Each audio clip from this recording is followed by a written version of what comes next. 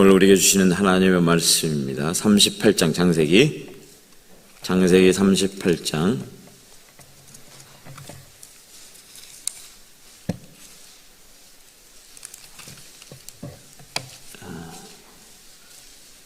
24절에서 26절의 말씀입니다. 창세기 38장 24절에서 26절에 있는 말씀을 교독하겠습니다. 석 달쯤 후에 어떤 사람이 유다에게 일러 말하되 내 며느리 다말이 행음하였고 그 행음함으로 말미암아 임신하였느니라. 유다가 이르되 그를 끌어내어 불사르라.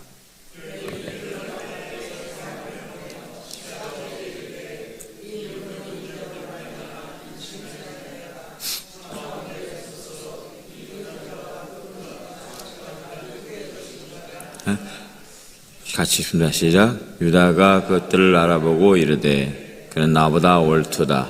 내가 그를 내 아들 셀라에게 주지 아니하였음이로다 하고 다시는 그를 가까이 하지 아니하였더라. 아멘. 기도드리겠습니다. 사랑과 은혜가 충만하신 하나님 아버지, 오늘도 저희를 말씀 앞으로 불러주시고 우리의 심령을 깨우시기 위해 이 자리에 세워주심을 감사드립니다. 이 시간 우리의 생각과 판단을 내려놓고 오직 하나님의 말씀 앞에 서게 하시며 우리의 삶을 비춰주시는 성령님의 조명하심을 경험하게 하옵소서. 특별히 유다의 삶을 통해 우리의 모습이 드러나게 하시고 회개를 통해 변화되는 은혜가 우리 가운데 실제로 일어나게 하옵소서. 예수 그리스도의 이름으로 기도드리옵나이다. 아멘. 사랑하는 성도 여러분, 우리가 성경을 읽어나갈 때 흔히 간과하기 쉬운 한 가지 오류가 있습니다. 그것은 하나님께서 축복하신 장면이나 또 형통한 이야기만을 집중해서 보려는 경향입니다. 한 유명한 조각가가 있었습니다. 그는 사람들이 보기에는 완벽한 작품만 전시했지만 실제 작업실에는 수없이 깨지고 실패한 조각들이 쌓여 있었습니다. 어떤 사람이 묻습니다. 왜 실패작은 버리지 않습니까? 그러자 조각가는 이렇게 말합니다. 이 실패들이 없었다고 하면 지금의 작품도 존재할 수 없습니다. 여러분, 우리의 인생도 마찬가지입니다. 하나님은 완성된 모습만 보시는 분이 아닙니다.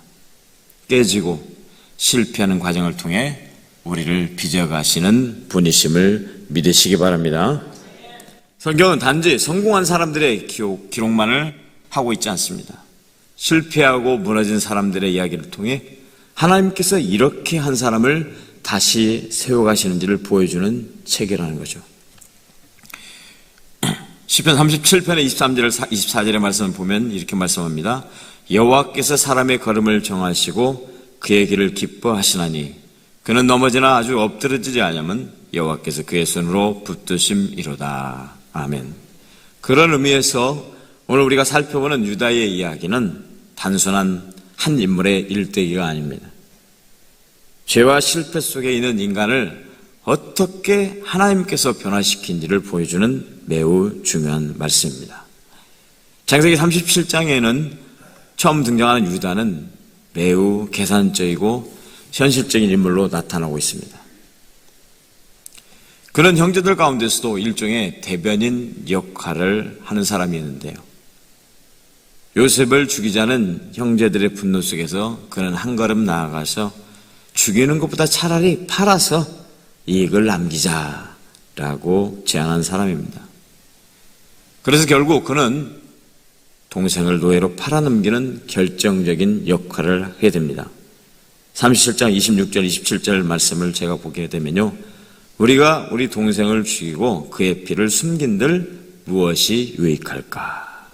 그를 이스마엘 사람들에게 팔자라고 제안한 사람. 이 장면은 단순히 한 번의 실수가 아니었습니다. 그의 내면에 자리 잡고 있던 가치관이 드러난 사건이라고 할 수 있는 것입니다. 그는 생명을 소중히 여기기보다 이익을 계산하였습니다. 하나님의 뜻보다 자신의 판단을 더 신뢰했던 것입니다. 사랑하는 성도 여러분, 오늘도 우리가 중요한 선택의 순간마다 하나님의 뜻보다 이것이 나에게 유리한가를 먼저 따지고 있지는 않습니까? 잠언 3장 5절의 말씀을 보면 이렇습니다. 너는 마음을 다하여 여호와를 신뢰하고 내 명철을 의지하지 말라. 아멘. 이러한 선택은 결코 그 자리에서 끝나지 않았습니다. 죄라고 하는 놈이라고 말씀드리겠습니다. 죄라고 하는 놈은 언제나 불행한 결과를 초래하게 만들고 맙니다. 유다의 삶 점점 역시 무너지는 방향으로 흘러갈 수밖에 없었던 것이죠. 그래서 그는 아버지를 속인 죄책감을 견디지 못하고 가정을 떠나게 되었습니다. 그렇게 하나님의 언약의 공동체를 벗어나 어디로 갔느냐? 이방 여인과 결혼을 하게 되죠. 그리고 새로운 삶을 시작하는데요. 잠언 11장 1절의 말씀에 보면 이렇습니다. 속이는 저울은 여호와께서 미워하셔도 공평한 주는 그가 기뻐하시느니라. 아멘. 그러나 그 삶은 결코 안정되거나 평안하지 못하였습니다. 이방에 가서 자식을 낳는데 그의 장자엘이 하나님 앞에 악하여 죽임을 당하게 되죠. 무엇이 악했는지는 정확히 기록이 되지 않습니다. 그러나 성경은 그가 하나님 앞에서 악하다라고 말을 해주고 있습니다. 이어서 둘째 오난 또한 하나님의 뜻을 거스르는 행동으로 인해 죽음을 면치 못합니다. 결국 아내마저 잃는 비극적인 상황에 이르게 되는 거죠. 이 모든 사건들은 단순한 우연의 연속이 아니었습니다. 하나님 없이 살아가려 했던 인생이 어떤 결과를 맞이하게 되는지를 보여주는 영적인 원리라고 할 수 있습니다. 갈라디아 6장 7절의 말씀입니다. 스스로 속이지 말라. 하나님은 업신여김을 받지 아니하시나니 사람이 무엇으로 심든지 그대로 거두리라. 아멘. 이런 말씀을 보면 얼마나 무서운지 몰라요. 사람이 어떤 것으로 심든지 그대로 거두리라. 당시 고대 근동사회에서는 가문의 이름과 혈통을 이어가는 것이 매우 중요한 가치였습니다. 그래서 형이 죽으면 동생이 형수를 통해 후손을 이어주어야 하는 수혼법이라는 제도가 존재했습니다. 그런데 오나는 이 책임을 회피하고 자신의 이익만을 추구하는 행동을 하는 어리석은 죄를 범하고 맙니다.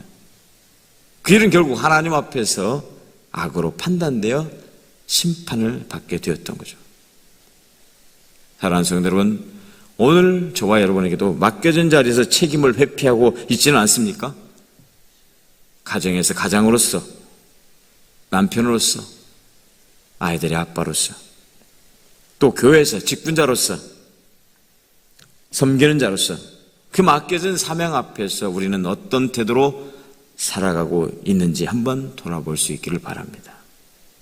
빌립보서 2장 4절에 있는 말씀입니다. 각각 자기 일을 돌본 뿐더러 또한 각각 다른 사람들의 일을 돌보아 나의 기쁨을 충만하게 하라. 아멘. 오늘 보여주고 있는 말씀은 단순한 개인의 문제가 아니었습니다. 공동체와 책임을 외면하는 인간의 죄성을 드러내는 사건이라고 할 수 있습니다. 이처럼 유다는 연이어 닥쳐오는 고난과 상실 속에서 점점 더 깊은 절망으로 빠져들고 맙니다. 장자와 차자를 잃었죠. 그리고 아내를 잃었죠. 그야말로 그의 인생은 인간적으로 감당하기 어려운 수준의 고통이었을 것입니다. 어떤 사람이 큰 실패를 겪고 인생이 무너졌다고 생각했습니다. 그리고 그는 이렇게 생각합니다. 야, 하나님이 나를 버리셨구나. 하나님이 계시지 않는 거 아니야? 내가 속고 살아왔어. 그런데 시간이 지나고 돌아보니 그 실패가 아니었다면 결코 하나님께 내가 돌아가지 않았을 것이라고 고백합니다. 사랑하는 성도 여러분, 하나님은 때로 고난을 통해 우리의 방향을 바꾸고 계심을 기억하시길 바랍니다. 여기서 매우 중요한 하나님의 섭리를 발견하게 됩니다. 하나님은 죄 가운데 있는 어떤 한 사람을 완전히 버리시지 않았다는 것이죠. 다시 말해서 그 사람이 자신의 죄를 깨닫고 돌아올 수 있도록 삶을 통해 깨뜨리시는 과정을 허락하신다는 사실입니다. 요한계시록 3장 19절의 말씀을 봅니다. 물은 내가 사랑한 자를 책망하여 징계하노니. 그러니까 하나님은 사랑하기 때문에 책망하고 징계를 하신다는 말씀이죠. 즉 다시 말해서 유다의 고난은 단순한 불행이 아니었다는 말씀입니다. 하나님께서 그를 변화시키기 위해서 허락하신 영적인 과정이었던 것입니다. 이러한 과정 속에서 결정적인 사건이 바로 다말 사건입니다. 유다는 며느리 다말이 행음하여 임신했다는 소식을 듣고 분노하며 그녀를 불살하라고 명령합니다. 하지만 다말이 내놓은 증표를 통해 그 아이의 아버지가 바로 자신이라는 사실을 깨닫게 되는 거죠. 이 순간 유다는 더 이상 변명하거나 책임을 회피하지 않고 그는 나보다 옳도다. 그는 나보다 옳도다라고 고백을 하고 있습니다. 잠언서 28장 13절에 이렇게 말씀합니다. 그가 자기 죄를 숨기지 아니하고 자복하는 자는 긍휼을 얻으리라. 아멘. 이 짧은 한 문장은 그의 인생 전체를 바꾸는 결정적인 전환점을 가져다 주었던 것입니다. 왜냐하면 이 고백 속에는 자신의 죄를 인정하고 책임을 받아들이는 진정한 회개의 모습이 담겨져 있었기 때문입니다. 여러분, 혹시 지금 하나님 앞에 숨기고 있는 죄는 없습니까? 머리털도 다 세시는 바 되는 하나님께서 우리의 심장폐부의 모든 것들도 다 하신 하나님께서 우리를 창조하신 하나님께서 다 알고 계시니까 우리는 하나님 앞에 감출 것이 없다는 거죠. 그래서 언제나 하나님과의 나와의 관계는 투명한 관계가 돼야 돼요. 그래야 내가 하나님 앞에 섰을 때 부끄러움이 없는 것입니다. 이 마음을 하나님 보시는 거예요. 죄가 있으면 하나님이 가려워진다는 거죠. 가려워져서 하나님이 보이질 않습니다. 하나님 앞에 나가지 못해요. 왜? 부끄럽고 양심이라는 하나님이 양심이라는 걸 주셨기 때문에 그 양심을 통해서 야 내가 이러면 안 되는구나라고 깨닫게 하시는 아주 조금이라도 꺼리끼는 것이 있다면 악은 모양이라도 하나님께서는 말씀을 통해 버리라고 하셨던 거죠. 그런 걸 보면은 정말 하나님은 온전한 하나님의 사람을 원하신다는 사실을 우리가 알 수가 있습니다. 온전한 반쪽의 사람이 아니라 적당한 사람이 아니라 온전한 사람, 완전한 하나님의 사람. 그 완전함을 가지고 우리는 완전할 수 없지만 그 하나님 앞에 내가 나가는데 거룩한 하나님의 사람으로서 내가 거룩하니 너희도 거룩하라. 그 말씀처럼 우리가 성도라고 하는 게 뭡니까? 구별되었다는 거 아니잖아요. 세상 사람들과 구별되었다라고 하는 칭호를 가지고 있는데 이름만 성도가 아니라 정말 그 삶 자체가 언어 자체가 생각하는 것 자체가 성도야 되지 않겠습니까? 사랑하는 성도 여러분, 회개는 감정이 아니라 결단입니다. 결단. 감정으로 내가 잘못했구나 하는 게 아니라 결단하는 거예요. 세상으로 죄 가운데 빠졌던 그것을 향했던 자신이 죄를 돌아서서 하나님 앞으로 빛 가운데로 나아가는 겁니다. 회개는 숨기는 것이 아니라 자신의 죄를 드러내 보여드리는 거예요.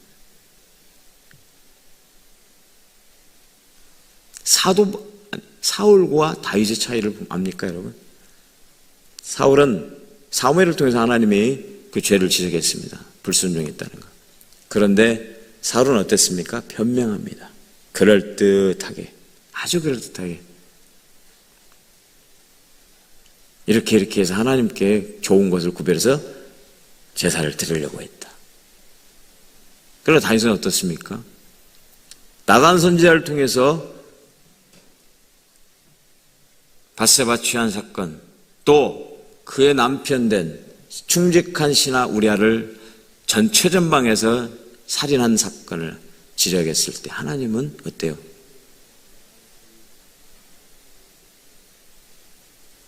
다윗은 하나님 앞에서 엉엉 울면서 통곡하면서 회개했다고 하는 거예요. 그 자세가 중요한 거죠. 하나님 앞에서. 정말 조그마한 죄라고 할지라도 우리의 마음에 꺼리낌이 있다면 하나님 앞에 회개하고 하나님 앞에 당당히 나오는 여러분들 되시기를 주님의 이름으로 축원합니다. 자신의 죄를 하나님 앞에 정직하게 인정하는 사람이 진짜 하나님의 사람인 줄로 믿습니다. 사람은 누구나 자신의 잘못을 감추려고 숨기려고 합니다. 하지만 성경은 죄를 숨기는 자는 결코 형통할 수 없다라고 말씀하십니다. 자신의 죄를 고백하고 회개하는 사람이 하나님의 긍휼을 또한 얻게 되는 줄로 믿습니다. 유다는 바로 이 지점에서 변화되기 시작했던 것입니다. 그가 자신의 죄를 잘못했다고 시인할 때 이제 더 이상 과거의 계산적이고 자기중심적인 사람이 아니었다고 하는 말씀. 그의 인생의 남은 여정은 책임을 지고 다른 사람을 살리기 위해 자신을 내어주는 사람으로 변화되었습니다. 할렐루야. 이 변화는 창세기 44장에서 극적으로 드러나게 됩니다. 베냐민을 대신하여 자신이 종이 되겠다고 나서는 유다의 모습은 과거 요셉을 팔아넘기던 모습과는 완전히 다른 사람이었습니다. 창세기 44장 33절에 이렇게 말씀하십니다. 이제 주의 종을 그 아이를 대신하여 머물러 있게 하시고, 아멘. 요셉의 앞에서 이 베냐민을 놔두고 너희들의 형제들은 아버지 있는 땅으로 가라고 했을 때 그는 유다가 그 현장에 나서서 이 아이는 제발 내버려 두고 저를 담보로 붙잡아 놓으십시오. 이 아이가 없다면 우리 아버지가 이를 슬피 울며 돌아가실지도 모르는 일입니다. 라고 울면서 또 다른 형제들조차도 그 앞에서 부복하면서 내가 남겠습니다. 내가 남겠습니다. 서로 그렇게 할 때 그만 그 형제들이 이렇게 변화했는가? 예전에 자신을 팔아 넘겼던 그런 냉정한 그런 형들이 아니라 언제부터 이렇게 형들이 사랑의 우애가 깊어졌는가 하면서 그 앞에서 요셉이 참지 못하고 눈물을 펑펑 흘리면서 밖에 나가서 울면서 결국엔 자신이 팔려간 동생 요셉이라는 것을 나중에 밝히게 되는 거죠. 유다는 더 이상 동생을 희생시키는 사람이 아니었습니다. 동생을 위해 자신을 희생하는 사람이 된 것입니다. 그래서요, 변화된 사람의 특징은 희생으로 나타나는 거야. 내가 하겠습니다. 제가 대신 할게요, 여러분. 내가 대신 가겠습니다. 나를 보내주십시오. 내가 손해보더라도 다른 사람을 살리는 선택을 했던 것입니다. 빌보서 2장 4절에 보면 이런 말씀하십니다. 각각 자기 일을 돌볼 뿐더러 다른 사람들의 일을 돌보아. 내 일뿐만 아니라 다른 사람들의 일까지도 함께하는. 이 변화는 유다의 단순한 성격의 변화가 아니었습니다. 하나님 앞에서 진정한 회개를 통하여 이루어진 근본적인 인생의 방향 전환이었습니다. 결국 하나님께서는 이러한 유다를 통해 메시아의 계보를 이어가게 하셨습니다. 할렐루야. 그래서 마태복음 1장 3절에 이렇게 말합니다. 유다는 다말에게서 베레스와 세라를 낳고. 그게 메시아의 족보 아닙니까? 인간적으로 보면 실수와 죄로 가득한 인생이었습니다. 아니, 유다만 그렇습니까? 오늘 저와 여러분도 마찬가지 아닙니까? 그러나 하나님은 회개하고 변화된 그를 사용하셔서 구원의 역사를 계속 이루어 가시는 분이심을 믿으시기 바랍니다. 오늘 이 말씀은 우리에게 매우 중요한 소망을 가져다 줍니다. 오늘도 하나님은 완벽한 사람을 찾으신 것이 아니라는 거죠. 똑똑하고 완벽하고 손색이 없는 그런 사람을 찾는 분이 아니라는 거예요. 우리가 하나님을 다윗을 선택한 것만 봐도 얼마든지 그것을 통해서 우리가 알 수 있는 거죠. 바로 자신의 존재가 어떠한가를 깨닫고 하나님 앞에 돌아오는 사람, 그 사람을 들어 사용하시는 하나님이심을 믿으시기 바랍니다. 아멘. 한 탕자가 집을 떠나 모든 것을 잃고 돌아왔습니다. 그런데 어때요? 아버지는 그를 꾸짖지 않았습니다. 꾸짖기는커녕 오히려 그 아들을 달려가 와락 안았습니다. 그리고 누가복음 15장 24절에 고백합니다. 이 내 아들은 죽었다가 다시 살아났으며 언제나 이 아들이 올까? 오늘도 내일도 계속 기다리고 어느새 올까? 잘 때나 올까? 아침에 일찍 올까? 새벽에 올까? 밤에 올까? 그렇게 한잡고 자식을 기다렸던 그 아버지였다는 것이죠. 탕자가 세상으로 나가서 모든 것을 탕진하고 모든 것을 다 잃어버리고 세상으로 나가거나 어떤 딴생각을 품은 게 아니라 하나님께로 돌아왔다. 아버지께로, 그 아버지의 지난날 아버지 안에는 모든 게 다 있는데 그것을 소망하면서 내가 아버지한테 가면 아버지가 날 받아줄까? 품꾼의 하나로 날 여겨줄까? 라고 하는 심정으로 하나님 앞에 나왔다는 것. 그게 바로 진정한 회개가 아니겠습니까? 하나님은 그런 사람을 찾고 계시지는 않을까요? 사랑하는 성도 여러분, 오늘 이 말씀을 통해서 오늘 저와 여러분의 삶을 한번 돌아볼 수 있기를 바랍니다. 우리에게도 역시 유다와 같은 모습이 있습니다. 때로는 우리의 판단과 이익을 앞세워 잘못된 선택을 하여 관계가 무너지고 삶이 어려워지는 경험을 하기도 합니다. 그러나 중요한 것은 우리 자신이 얼마나 완벽해서가 아니라 그 자리에 부족하기 때문에, 연약하기 때문에 하나님께 돌아오는 것입니다. 하나님이 사랑하신 여러분, 지금 순간에도 고난의 깊은 터널을 지나고 계시는 분은 없으신지요? 우리가 새로운 눈을 뜰 수 있기를 바랍니다. 12명의 정탐꾼이 가나안 땅을 향해 똑같이 나갔습니다. 그러나 10사람은 현실적으로 바라봤습니다. 그 현실적으로 바라본 그들의 눈이 틀린 게 아닙니다. 정확했습니다. 장대한 거인 족속들이 살고 있었고요. 또 풍성한 그런 과일들, 풍성한 땅, 젖과 꿀이 흐르는 땅이었다는 거죠. 그러나 그 사람들은 한계는 뭡니까? 그것에만 머물렀다는 거예요. 순식간에 믿음도 모두 다 사라지고 두려움이 엄습해 옵니다. 우리는 저 사람들한테 안 되는구나 라고 생각이 들었던 거죠. 그러나 2명의 정탐꾼은 어땠습니까?